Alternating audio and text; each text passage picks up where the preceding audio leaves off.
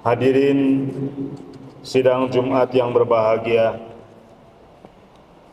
marilah kita senantiasa panjatkan syukur kehadirat Allah Subhanahu wa Ta'ala atas segala limpahan nikmat dan karunia-Nya yang tak terhingga. Salam dan salawat semoga senantiasa tercurah kepada junjungan kita Nabi besar Muhammad sallallahu alaihi wasallam, Rasul terakhir yang senantiasa mengajarkan kepada kita semua untuk senantiasa beramar ma'ruf dengan cara yang ma'ruf dan benahi mungkar dengan cara yang tidak mungkar. Sebelum khutbah Jumat disampaikan, khatib berwasiat utamanya kepada diri kami pribadi dan umumnya kepada seluruh jamaah untuk senantiasa meningkatkan ketakwaan kepada Allah Subhanahu wa Ta'ala dengan cara menjalankan perintahnya dan menjauhi larangannya, baik dalam keadaan ramai maupun dalam keadaan sepi, sebagaimana disabdakan oleh Rasulullah sallallahu alaihi wasallam, ittaqillaha haitsuma kunta wa atbi'is sayyi'atal hasanata tamhuha wa khaliqin nasa bi khuluqin hasanin.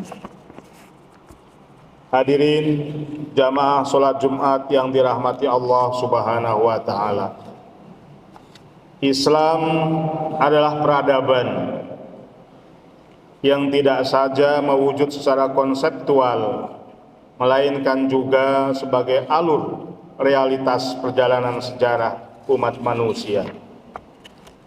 Selanjutnya, banyak kajian peradaban yang berkembang telah menjelaskan kepada kita semua bahwa salah satu faktor yang menghambat kebangkitan peradaban Islam adalah kurangnya efektivitas kepemimpinan di kalangan umat.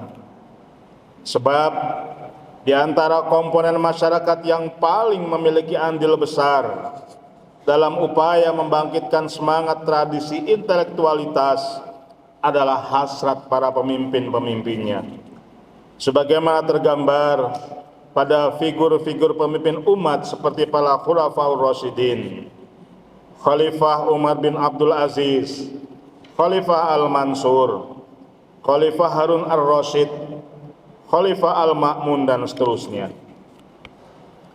Konsep kepemimpinan dalam Islam memiliki dasar-dasar yang sangat kuat dan kokoh, yang bukan saja dibangun dari nilai-nilai ajaran Islam, namun telah dipraktekkan semenjak berabad-abad yang lalu oleh Nabi Muhammad SAW, para Khulafaur Rasyidin, dan para pemimpin sesudahnya. Bersumberkan pada Al-Quran dan As-Sunnah, berkembang dinamis sesuai perkembangan kondisi sosial, politik, dan budaya.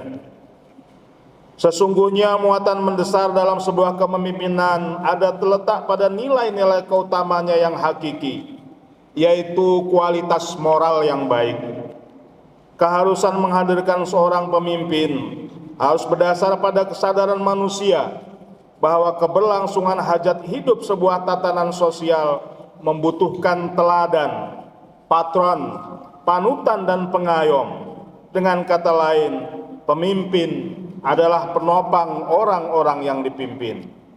Oleh karenanya, setiap orang yang diangkat menjadi pemimpin, maka ia harus bekerja kepada orang-orang yang telah mengangkatnya dengan penuh tanggung jawab. Ketika seorang pemimpin menyadari bahwa dirinya adalah bagian dari orang-orang yang dipimpinnya, maka ia adalah pelayan bagi orang-orang yang dipimpinnya. Lebih daripada itu, kepemimpinan adalah sebuah pengabdian.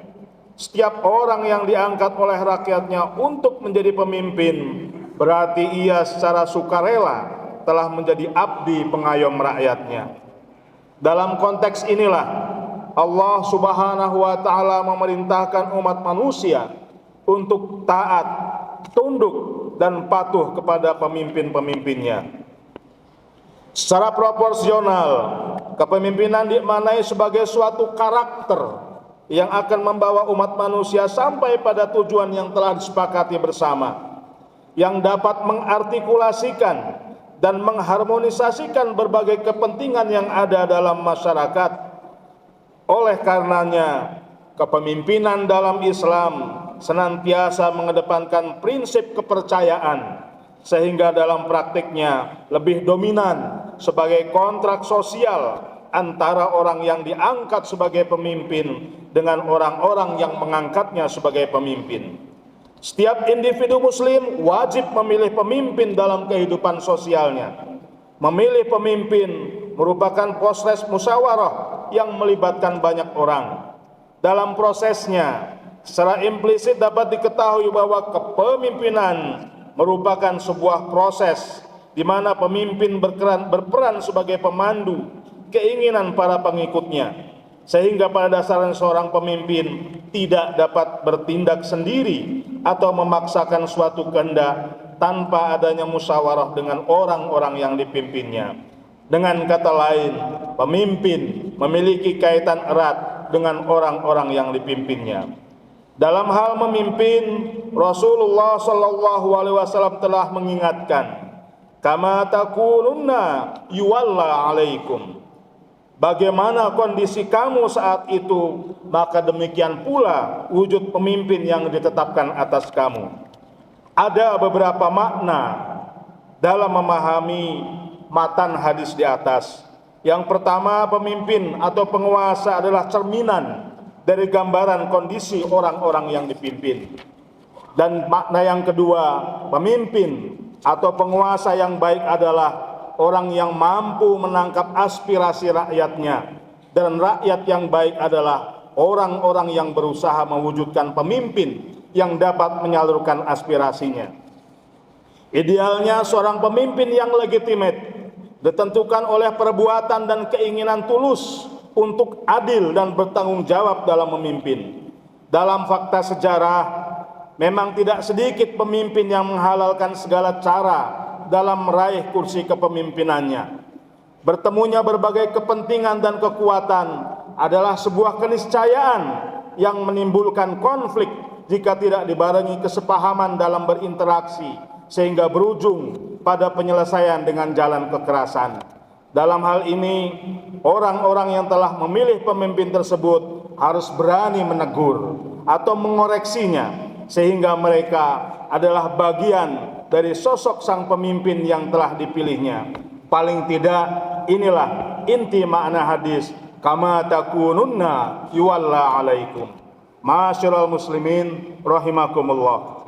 Keengganan masyarakat untuk menegur atau mengoreksi pemimpinnya, atau bahkan malah sebaliknya menyandung secara berlebihan, sehingga timbul kebutuhan orientasi dan rasionalitas yang berdampak pada terjebak dalam fanatisme buta.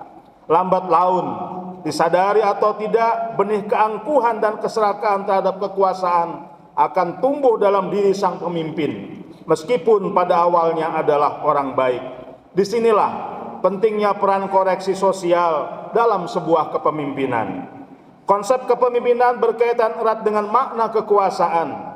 Artinya, jika seseorang diangkat menjadi pemimpin, maka secara serta-merta yang bersangkutan memiliki kekuasaan yang dapat dijadikannya sebagai alat untuk mempengaruhi perilaku orang-orang yang mengangkatnya.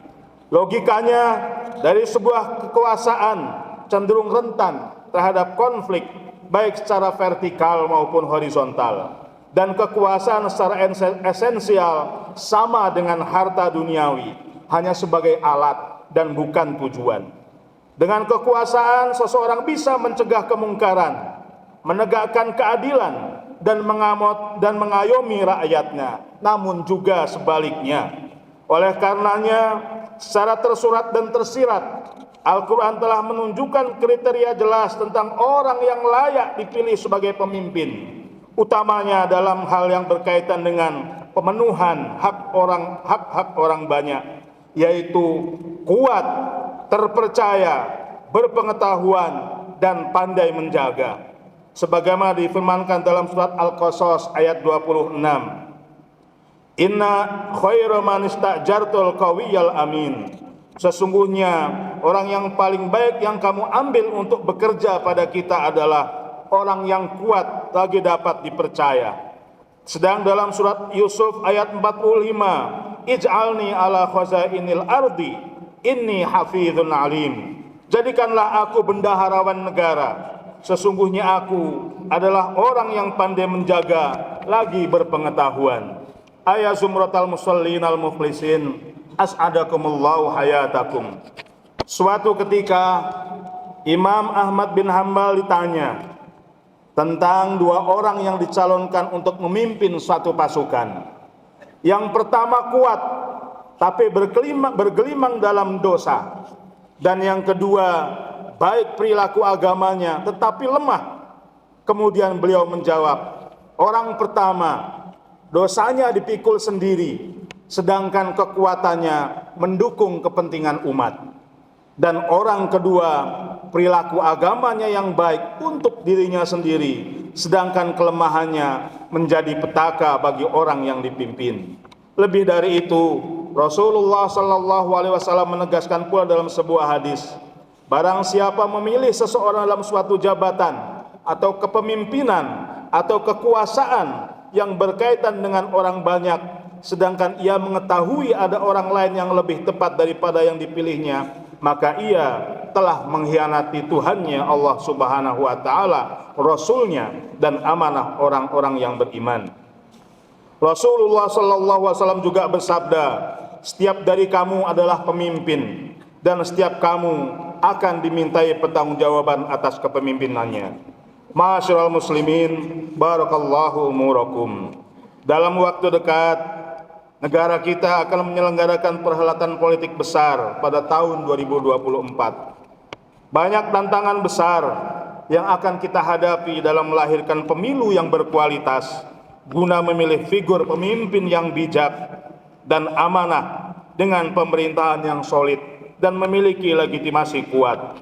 Oleh karenanya, perlu bagi kita semua untuk jeli, teliti, dan cerdas memilih figur pemimpin yang mampu bekerja amanah dalam mengusahakan kemakmuran bagi bangsa dan negara, bukan pribadi dan golongan. Barakallahu li wa lakum fil Qur'anil azim wa nafa'ani wa iyyakum bima fihi minal ayati wa dzikril hakim. Aqulu qawli hadza wa astaghfirullahal azim wa li wa lakum wa lisairil muslimin min kulli dzamb fastaghfiruhu innahu huwal ghafurur rahim.